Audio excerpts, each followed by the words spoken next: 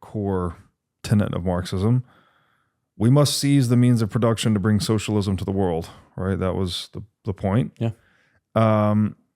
But you went into depth about what means of production actually means. Yeah, this is dark. Yeah. So super dark. Could you expand a bit on that? Because it sounds like Marx was talking about much more than just capital per se. It was. So Marx was not answering the question, how do we best organize society? It's very clear. He's answering the question is, who are human beings? What does it mean to be a human being? That's the question. And I just reiterate, that is a religious question. Or at the very least, it's a deeply, deeply philosophical question. That's deep ontology or straight up religion. Right. And so the question he's asking is, who are we? What does it mean to be human? How do we become human? How do we become unhuman or anti-human? What are the forces? That's the question he's exploring. And what he lays out is this religion of an awakened enlightenment to socialism, but that's because you're actually awakening to who you really are on a spiritual level. You're socialist. And he says, well, what makes us who we are? And he's looking around, and I think there's this kind of narcissism to all of these philosophies or cults, really. And so it's, well, what did Marx want to avoid more than anything in the whole world? Getting a real job.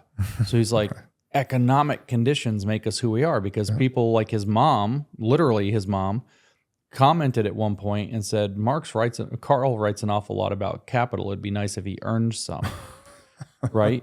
And there were people in his life, his wife, his Engels, even at certain times, like telling him, get a job, dude. Yeah. And he thought to himself, I'm so brilliant. I want to write my ideas, and I can't do that if I have a job. I'd be working for the man. I don't have, back then, maybe early industrial revolution, 60, 70 hours a week. I'm not going to have the energy to turn around and write my brilliant ideas about restructuring society.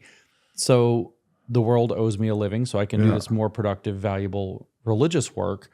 And so when you look at it that way, that he's answering the question, who are we?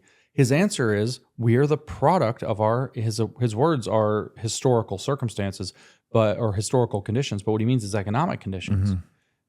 The same idea extends to all the other ones. Our race is imposed upon people, and it creates, they call it structurally determines people's character, the total inversion of Martin Luther King that's in CRT, blah, blah, blah.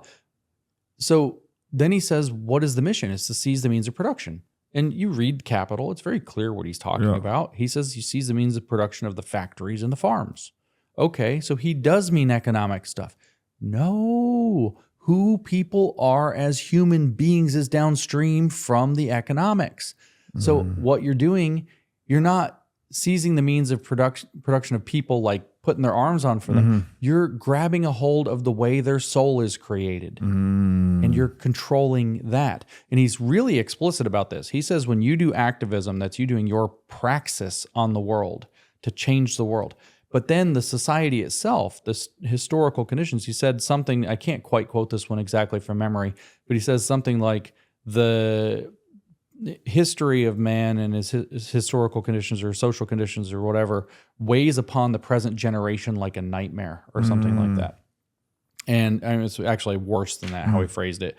But the idea is the society has generated who you are. It's made you who you are. However society is, you just conform to it.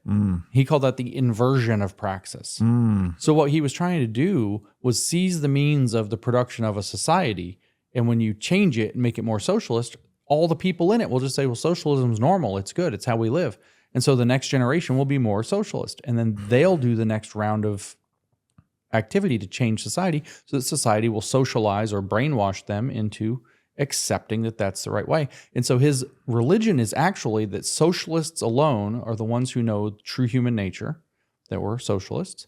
And therefore, they're the only ones with the mandate to control literally the wheel of history as it turns, which when we finally get it right ends in communism. And so when he says seize the means of production, he means seize the means of production of society, which then in turn produces man, which will then in turn produce the next society, which will then in turn produce the next man. And we're back to the circular logic. So seizing the means that produces humans, really, right? Yeah, Or it's the eugenics. process of, yeah. Wow. It's spiritual eugenics, though. Right. It probably would do selective breeding and the kind of Yeah. exoteric version of Right. eugenics, but it's a spiritual eugenics, which is why it's totally okay for them to kill everybody who's not a socialist. They're getting rid of the spiritually inferior so that the rest of humanity can progress toward its destined endpoint.